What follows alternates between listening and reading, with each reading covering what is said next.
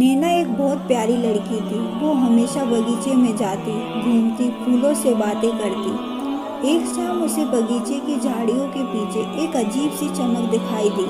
नैना आगे बढ़ी और देखा वहाँ एक नीला चमकता हुआ बीज रखा था, जैसे किसी सितारे का टुकड़ा धरती पर गिर गया हो।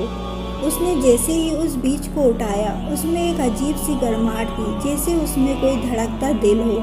नैना उसे अपने घर ले आई और अपने गमले में बो दिया और पानी देकर सो गई। सुबह होते ही नैना की माँ ने उसे आवाज़ दी, नैना जल्दी आओ, तुम्हारे गमले में कुछ अजीब हुआ है।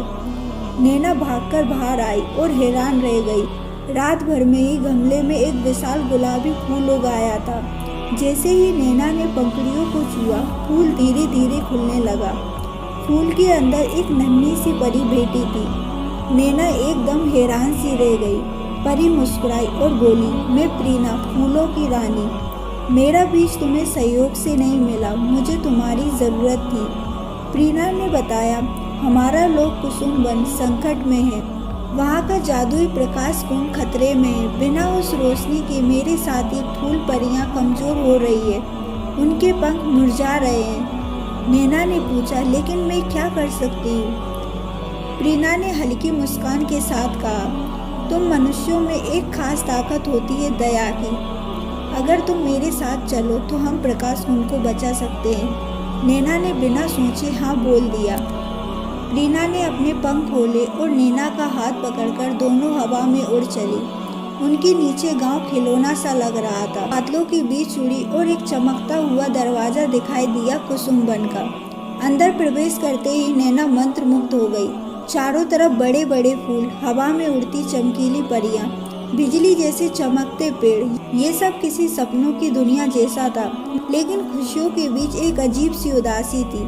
कई परियां जमीन पर बैठी थी, कमजोर, उनके पंखों की चमक फीकी थी। प्रीना बोली, देखो हम देर नहीं कर सकते। दोनों प्रकाश कुंड की ओर बढ़ी। वहां पहुंचकर उन्होंने देखा कि कुसुम वन का राक्षस, जो प्रकाश कुंड की रोशनी को एक काले जादुई पात्र में कैद कर रहा था।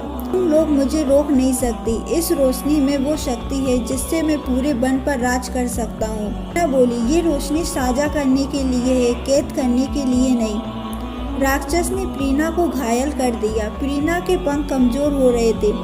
नैना डर गई, लेकिन उसने माँ की बात याद रखी। दया और साथ से हम कुछ भी कर सकते हैं। उसने प्रकाश कुंड के पास जाकर हाथ आगे बढ़ाए। उससे हल्की रोशनी उसकी हथेलियों में भरने लगी। राक्षस चिल्लाए, नहीं, ये शक्ति तुम्हारे लिए नहीं, लेकिन बहुत देर हो चुकी थी। नैना ने आंखें बंद की और पूरी ताकत से रोशनी को चारों ओर फैला दिया। एक तेज चमक हुई। जादुई पात्र टूटकर रोशनी वापस कुंड में मिल गई। पूरा वन उजाले से चमक उठा। प्रीना खड़ी हुई, उसके पंख फिर से चमक रहे थे। बाकी परियां भी उड़ने लगी। प्रीना ने नैना से कहा, आज तुमने साबित कर दिखाया कि इंसानों का दिल भी जादू से ज़्यादा बड़ा होता है। कुसुम वन की परियों ने मिलकर नैना पर फूलों की वर्षा की। प्रीना ने नैना को उसके घर छोड़ा। दया वो जादू है जो किसी भी अंधकार को मिटा सकता है।